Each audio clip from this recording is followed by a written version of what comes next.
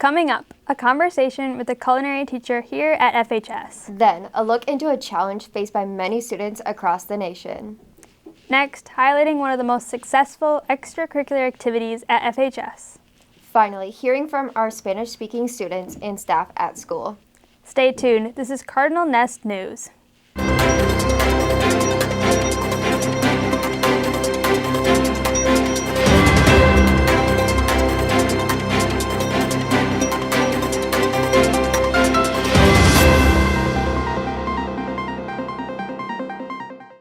Mark your calendars. The winter formal will be held on Saturday, February 19th in the Fairmont High School gym. Price of admission is $5, and make sure to enter through the sports entrance. If you have any ideas for the formal, let your student council members know. If you're struggling in school, there are ways to get help. The Writing Center is in room 144 on Wednesdays. The Science and Math Centers are also held from 3:30 to 4:30. See your teachers for more information. Elections for senior class officers will be held soon. So seniors, talk to Mrs. Goodall if you are interested in becoming an officer. The Spring Blood Drive will be held on Friday, March 11th. The need for blood is greater than ever, so please consider donating. The first ever mobile school plunge at FHS will be held on Monday, March 14th. It sounds like a great time for a great cause. FHS offers many interesting elective courses, like ceramics, intro to welding, and even principles of flight. One course that really stands out is culinary arts. Today we're highlighting culinary arts teacher Ms. Garbers. Hi, I'm Ms. Garbers. I am the culinary arts instructor here at Fairmont High School, and this is my 4th year teaching. So culinary arts means to me a place and a course for students to be creative, and learn industry-related skills. The biggest thing for students to understand is how to be mindful of food and how to use food in an artistic way. A typical day in a culinary class, it really depends on which level you're at. For most students in Culinary 1, once we get through the safety and sanitation portion, you will see a weekly lab and a focus on skills. For those students that are in baking and pastry, we often cook probably 3 times a week. And the nice thing about that class is on a block schedule. So we have a nice chunk of time, an hour and a half, to get through those necessary recipes. So one of our focuses in culinary arts is to build relationships amongst peers. We do this in a variety of ways. We learn how to effectively communicate with one another. We collaborate on labs and preparing food together.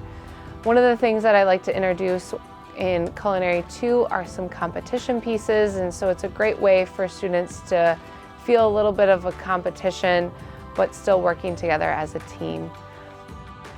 I believe culinary is a good skill to learn for students. Not only is it life skills, but if you were to continue to move further into a culinary school, this program here at Fairmont will provide you with your foundation to carry you through various courses at a collegiate level.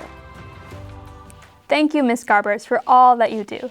Your passion for our culinary program here at Fairmont really shines. If you're interested in taking a culinary arts class next year, be sure to sign up for it in the spring. Have you taken a culinary class, Kinsey? No, but I love the food that comes out of it. A class like that would help many students in many ways. In our next segment, we see some of the hidden challenges that students face. Let's take a look at an issue that has affected many of us throughout the pandemic. Hey, how you doing? Good. You coming to the game tonight, right? I'm not really sure if I will. Oh, come on. It's going to be really fun. There's going to be a big party afterwards, and everybody's going to be there. Just come with us tonight. It'll be good for you. You've been acting really off lately. Yeah, have you been okay? Of course she is. You're fine. You're coming with us. I have to go.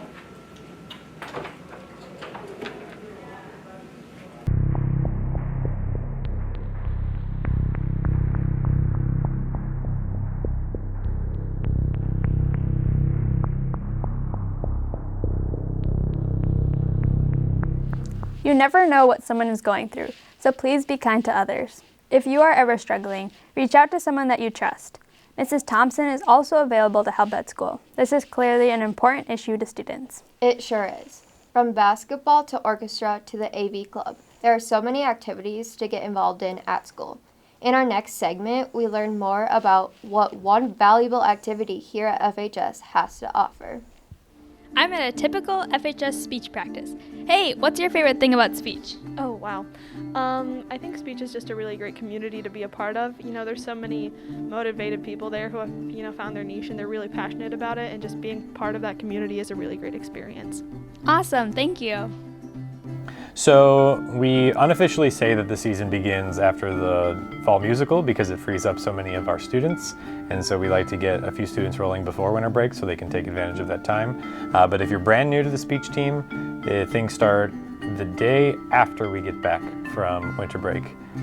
There are 13 or 14 different categories depending if we're talking at the national level or at the state level.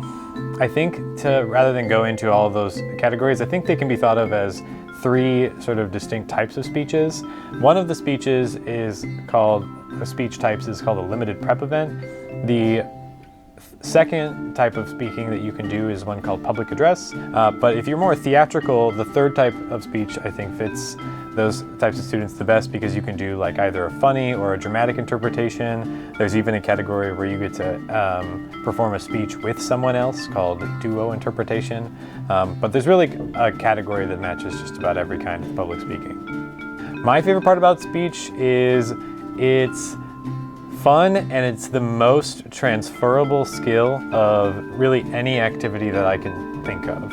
There's no way to avoid using the communication skills that you gain on the speech team, just not. So this is the plaque from sections from last year's speech season.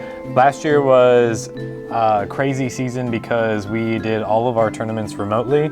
I think the picture from this plaque captures that because we have 2 students who were at home for the tournament because they had to be quarantined from the rest of the team. And it was just a season unlike any that we've had before, and it ended up being one of our more competitive seasons. We got second at state after winning sections, as this plaque marks. It was just a lot of challenges and a great time, and really proud of the students for pulling through the awkward circumstances of COVID. We'll take people who are interested in joining at almost any time as long as we are still in our regular tournament schedule. It'll just be that you'll be at a slightly different stage of the process for your performance, so you might still be on script while others have their scripts memorized. So join speech today. To be a part of the team, talk to Eric or Kathleen Walker, or contact them using their email addresses below. The speech team competes throughout every weekend throughout the winter. For more information, reach out to the coaches. We would love to get you involved.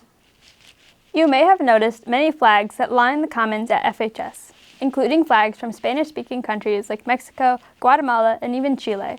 Next, we'd like to share the stories of some of the Spanish-speaking students and staff at Fairmont.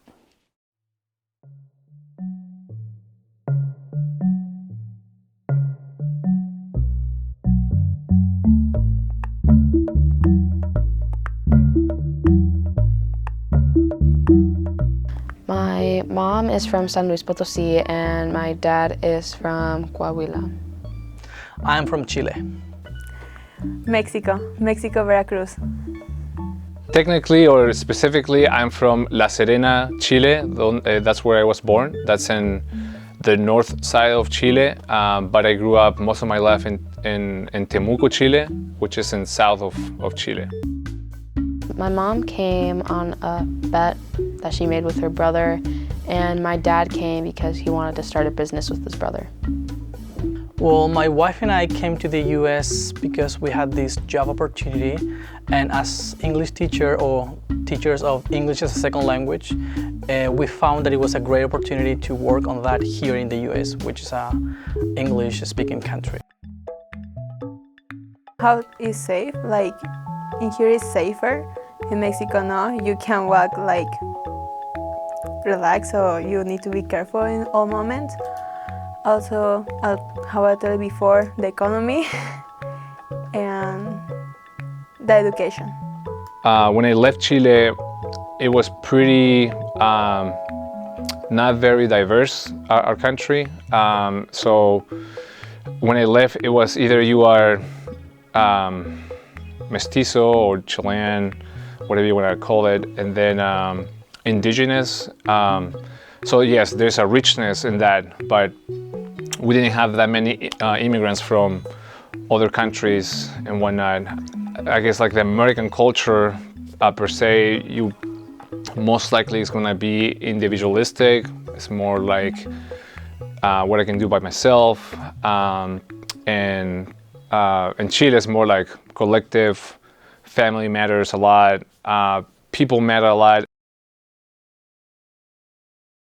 My dad definitely has experienced more racism, but he's a patient guy, so he copes with it really easily, and he like just knows how to deal with it. I've kind of had to face like the same things he has. I would say that missing your friends and family, like knowing every day when you wake up that you're not home yet, that you need to work on understanding the culture, how the system works, and how people see you as a person of color in my case.